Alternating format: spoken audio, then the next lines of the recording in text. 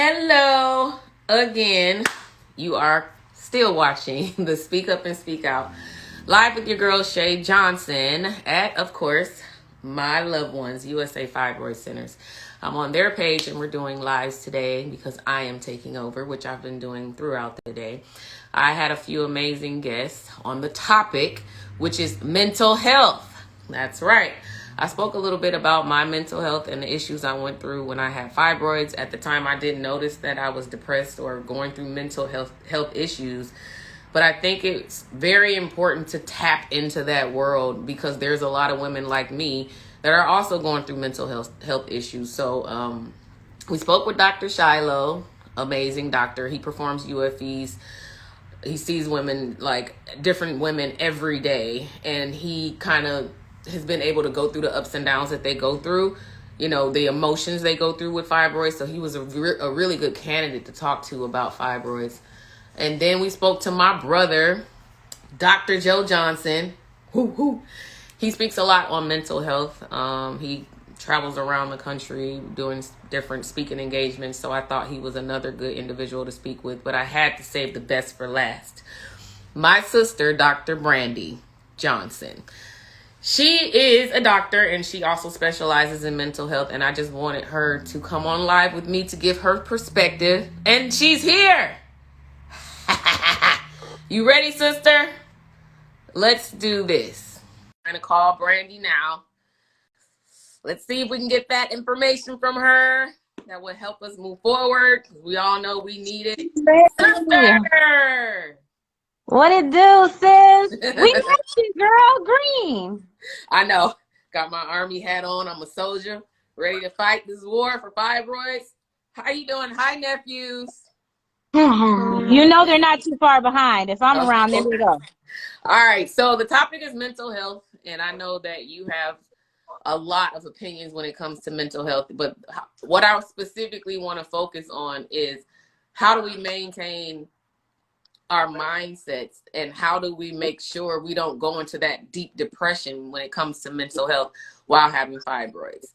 Are you really familiar? First off, are you familiar with fibroids, sister? I know you know I had it, but outside of me, are you familiar with fibroids at all? No, I am actually quite ignorant to fibroids, and everything I know has come from you. So it would be useful to have a recap since we're talking about it in the context of mental health. Yes. And hold on, for my own mental health, Carter, can you please mute the television? All right. So let's start off with fibroids are benign tumors that grow on your uterus. When I had them, I had 4. But it depends on your body. You can have 1, you can have 50, you can have some that are the size of a quarter or a bean, or you can have some that grow to the size of a grapefruit or larger. It just depends on your body, but some of the symptoms that come along with them, and you know what I went through, was heavy menstrual cycles, which extended from 15 to 20 days per month, every month. I became highly anemic. My hemoglobin was all the way off. I needed blood transfusions. I had back pain, pelvic pain, constant urination. And because of all of that, I was embarrassed by the symptoms behind fibroids. So I didn't tell you guys right away. I pulled back from family, friends. I stopped dating. And it was just, I noticed later on that my mental health was affected because of fibroids. So I figured it was a good idea to have a topic on fibroids because I know a lot of other women are going through that mental health process the same way I did. And I know you're highly educated in mental health, even though you might not be so familiar with fibroids, you're very familiar when it comes to mental health. So first, let's tap into where does this mental health come from? Like why? This is all new to me as well, the mental health. Yeah, I mean, you know, just like we have to attend to our physical health, our spiritual health, our financial health, our mental and psychological health is very pivotal too. And I really respect and appreciate that you're bringing the topic or the connection of mental health to the forefront as it relates to fibroids, because that mind-body connection is real. Like if your physical is not good, it's going to impact your mental. And if your mental is not good, it's going to impact your physical. So I love that you're talking about it in relationship to fibroids. Yeah. So yes, all of us have mental, what we call vitality, like psychological vitality, which is essentially like our psychological strength. And I don't know about you, but different life experiences can wear that down, like can break down that muscle. And fibroids is one of the things that could do that because it takes a toll on your body. So what are the signs you look for when it comes to mental health? I didn't know I was depressed. I didn't even know I had mental health issues until I started to learn more about it. So it's like, I guess because you're more familiar with mental health, and I know it can happen with different areas in your life. What are some of the signs that you should look for? Yes, you want to be really intuitive. And what I mean by that is like know yourself. So if you are typically a really like silly person,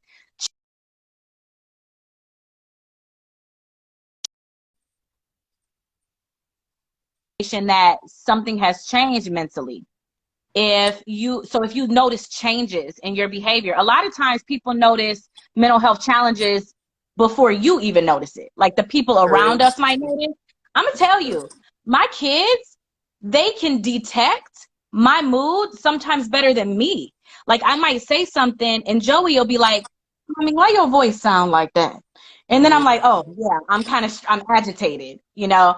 So sometimes the people closest to you have a better pulse on how you're doing mentally than even you do. So whenever you notice changes, whenever stressful events are occurring, even if you have a high stress tolerance, it's going to have an impact on you. So that's how you know it. What do I didn't know that I had it, so I didn't do anything about it at the time, but I feel like because of my life experiences, especially with fibroids, I kind of can recognize certain things better now when it comes to mental health. But for people who cannot, once they recognize the different triggers for mental health, how do you remove them? How do you reach and receive help? Is it a psychiatrist, a psychologist? Is it your doctor? Because my doctor didn't talk to me about mental health. They just was like, you have fibroids. It's common in all women, especially African-American women.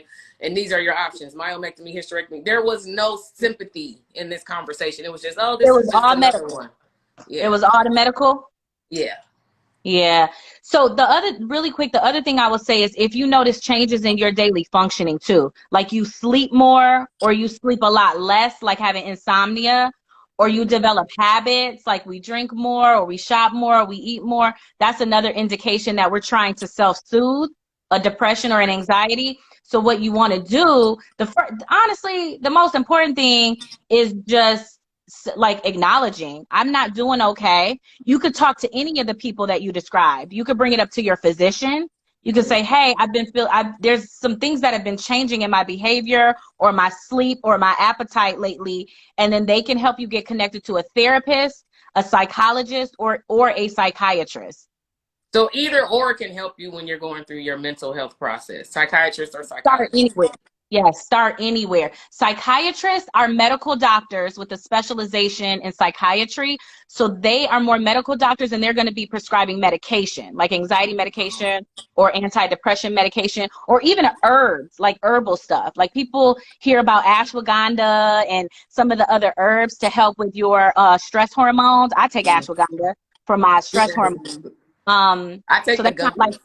Yeah, girl, you know, you better get the healthy hand. You better get them turmeric gummies, okay? So that to supplement your vitamins and all that, a psychologist, which is what I am, we specialize more in talk therapy. So what people usually say is that having a psychiatrist and a psychologist is the best combination of